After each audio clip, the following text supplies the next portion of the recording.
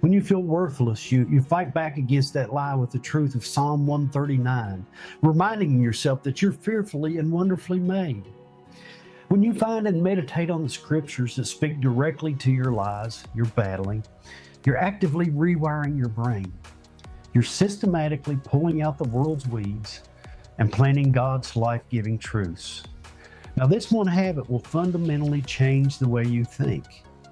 But we've got two more we want to talk about. You have to change your conversation. Now, keep talking to God, but change the conversation. The second step is to change your primary conversation. So often we think of prayer as a formal religious duty, a monologue we give to God for a few minutes a day.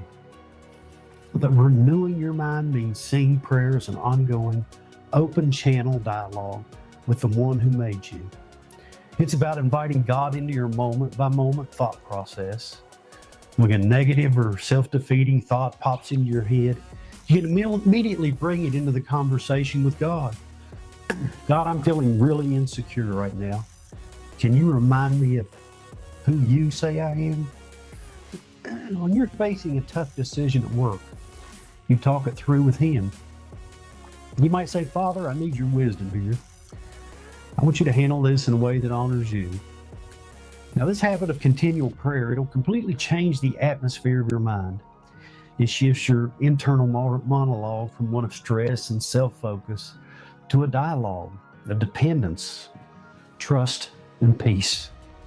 This isn't about praying perfectly. It's about praying perpetually and often. It's about learning to walk through your day in a conscious partnership with God. And as you do, you'll start to see situations, people, and problems through His eyes. His perspective starts to become your default perspective. Your thoughts are no longer just your own. They become a conversation co-author with your Creator. And that is a conversation that transforms.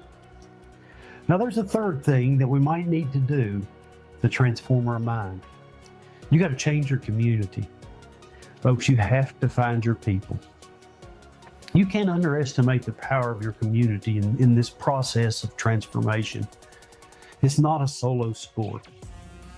The world surrounds you with voices that reinforce its way of thinking. The pressure to conform gets a lot louder depending on who you spend your time with. So if you're serious about being transformed, you have to be intentional about surrounding yourself with people who reinforce your new identity. Your identity in Christ, not your own patterns. Now, Hebrews 10:24 tells us to spur one another on toward love and good deeds, and not to give up meeting together. Now, that's a tragic command, a strategic command for our spiritual growth. You need a circle of trusted, faith-filled friends, mentors, a small group on the same journey. These are people who will speak God's truth to you when you're started to believe a lie. They're the ones that'll pray for you when you're too tired to pray for yourself. They'll celebrate your spiritual wins and lovingly hold you accountable when you start slipping back into the world. This doesn't mean you have isolated yourself from the world, but it does mean you need to intentionally choose your inner circle. Who are you allowing to speak into your life? Do your closest relationships pull you towards conformity or toward transformation? Now, find people who challenge you, encourage you, a reminder of the truth of who you are in Christ. Your community will either be an echo chamber for the world's noise or an amplifier for God's voice. Choose wisely. I heard a wise man say once, if you're the smartest person in your group, you probably need to find another group.